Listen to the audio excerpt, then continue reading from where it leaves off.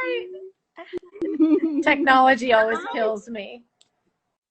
It's an interesting thing, right? When it's wonderful when it works, and then it's just a pain when it doesn't. Exactly. So Stephanie, it is good to see your face. Same. It's been a minute. It has been a minute. You are looking beautiful. Oh, thank you. As are you, as always. Gracias. All right, so Stephanie, tell the people of We the People DC who you are. Okay, please. So I'm Stefanie Reiser. I'm the founder and executive director of the Nicholson Project, which is how I've come to know and love Amber. She was our first artist in residence when we opened our door in 2019. So yeah, she got this whole thing started. And the Nicholson Project, for anyone who doesn't know, is a paid artist residency in Southeast in the Fairlawn neighborhood. And we're really emphasizing the amazing artists that we have in DC and making sure they have the space and the support to build their practices. And yeah, we're just all about loving on the artists of DC. So, tell me, Stephanie, tell the folks, what made you decide to do this? Yeah, that's a good question. I had been doing some small scale developments in DC, and then a friend had told me about the property that is now the Nicholson Project coming available. And I wasn't really looking for a project at the time, but I went over to see it, and I just kind of fell in love with the neighborhood and the space itself. And I was really interested in what I was seeing out in the world, where people were doing really interesting arts related projects and tying them to things that had to do with real estate and how you could leverage the arts to build up and support community. And I was like, that's kind of that was what I wanted to do. And so, yeah, I just sort of had a vision. It was pretty ill-formed, but then fate put me in touch with people that really knew how to do it. And I engaged with them, and we just started really thinking about what was missing in the DC art scene. What were we hearing from the community of artists in DC that they needed the most?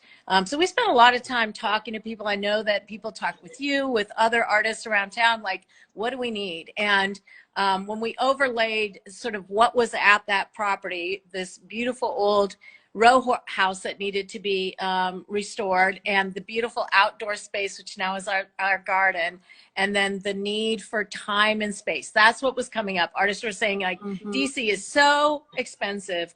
We don't have time. We don't have space. We can't afford it. We need support for our work. And we're like, bingo, that's what we're going to do. So once we had the vision crystallized, then it was just, execution. And so yeah, so we've been going, we're in our 5th year now. And I want to tell everybody, we have put direct into the pockets of artists over $300,000 of cash to artists in those 5 years. And that garden has pumped out, I don't know, 20 or 30,000 servings of vegetables distributed to the community. So it's really been an amazing ride, meeting amazing artists, and just seeing what comes out of that when they're giving that time to create. So it's really, really exciting. Yeah. In addition to that, you also give space, like physical space. There, as an artist, and I've been a practicing artist for a long time, but you always need some place to literally step away from where you live. Yeah. Now, I absolutely, because my studio is absolutely in my home, and the only time I work outside of it is if I'm at a residency, and or if it's a scale, the project that I'm working on is a scale outside of my span of my home, and I rent the space. But even still, it's like you have to have allocated space. Yeah. And so on top of everything that you just described, you also provide space. Yes. Can you talk about the row house itself? Yeah. What are the amenities? Absolutely. So it's a historic row house. I think it's probably a little over 100 years old, wood siding, very traditional DC kind of row house. And we restored it. So what we have on the main level, which is really community facing, are 3 gallery spaces. And that's where obviously Amber filled one whole room, one of the galleries, with her site specific installation. And then upstairs, we have a small office space that we also use for storing, you know, supplies, materials, and things like that. And then we created a standalone apartment suite for the artists who are coming in residence. So there's a furnished bedroom, there's a full kitchen, a full bath, and then this studio space, which is, I don't know, about 220, 250 square feet.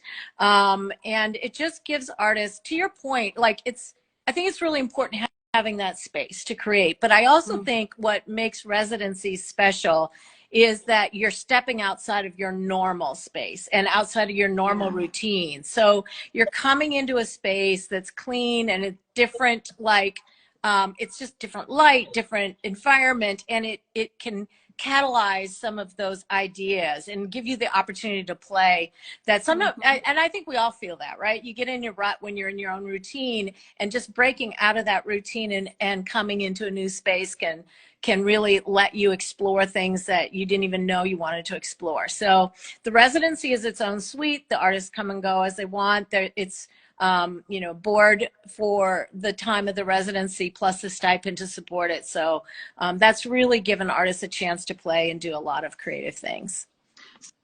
So one of the things that I noticed that you started during COVID, because you were also working with artists during COVID, you kind of revamped or recreated, you know, the residency. Can you talk about that pivot that you had to make? Well, one thing we did, we had our residents selected before COVID, but you know, our first residency after Amber, after you, had just started, had opened an exhibition, and we went into lockdown. So yeah, it meant that we didn't have as much opportunity to do what we thought we were going to do in terms of exhibitions and people coming into our space.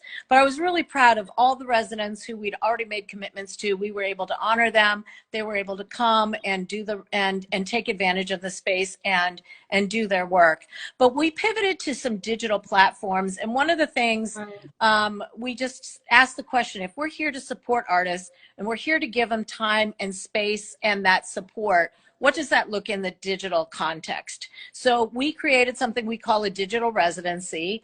And these are just shorter versions of our residency. So we were like, okay, if the stipend is going to be this amount for 4 weeks, then divide by 4, and that's the check we're going to cut to artists. So when we create a digital residency, we're inviting artists to give us a real snapshot of what's going on in their practice, what are they working on, sort of a behind the scenes, create a new work or unveil a new work, and then they're paid a $500 stipend for that 5 days. And then it gets rolled out on our digital platforms.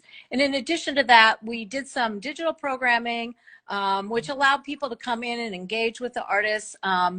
And that was a really, I think, welcome thing as well. And it worked well in COVID. And then, you know, now that we can all be back in person, we have those things more in person now. So that's kind of what we did.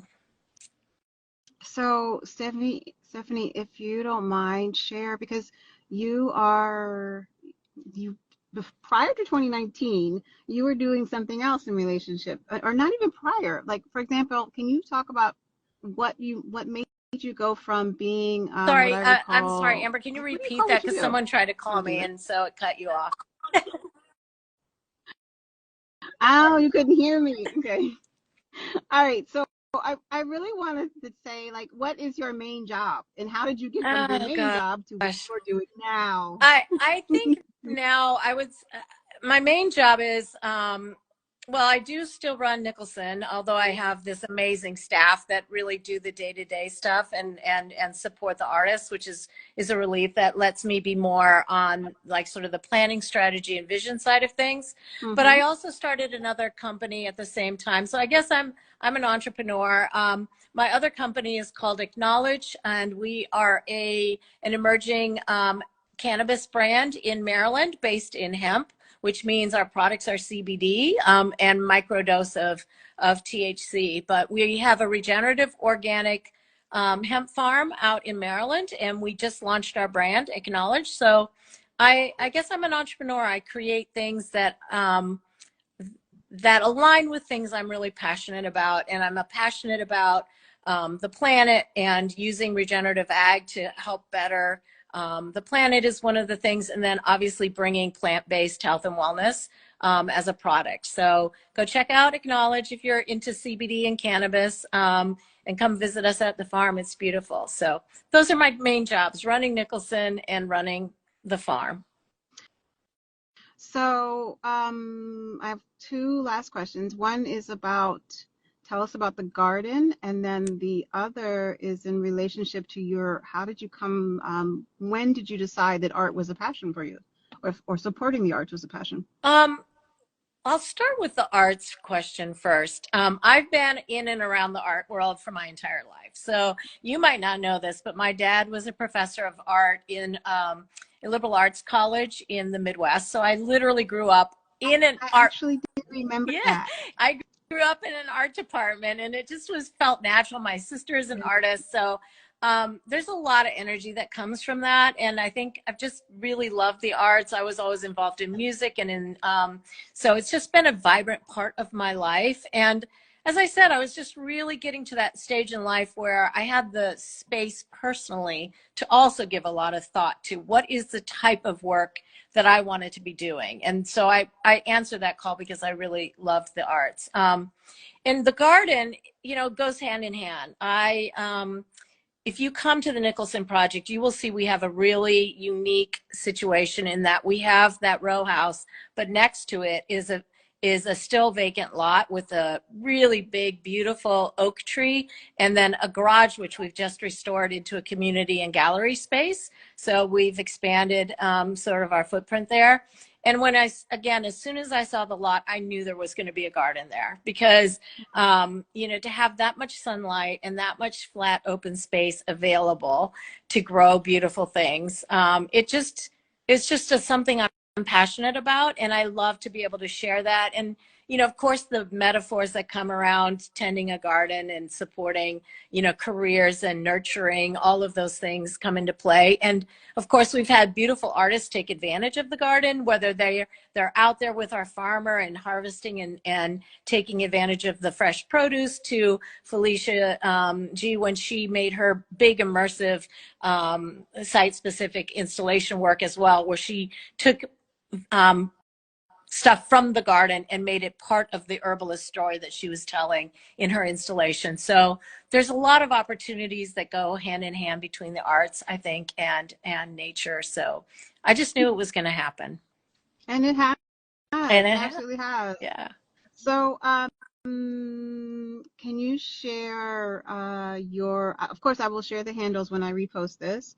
But can you share them for anybody that is here right now? Can you share your handles? My handle is, I think, at Steph Reiser, and then it's at the Nicholson Project if you want to come and follow along and see all the amazing artists that are doing amazing work in and around DC.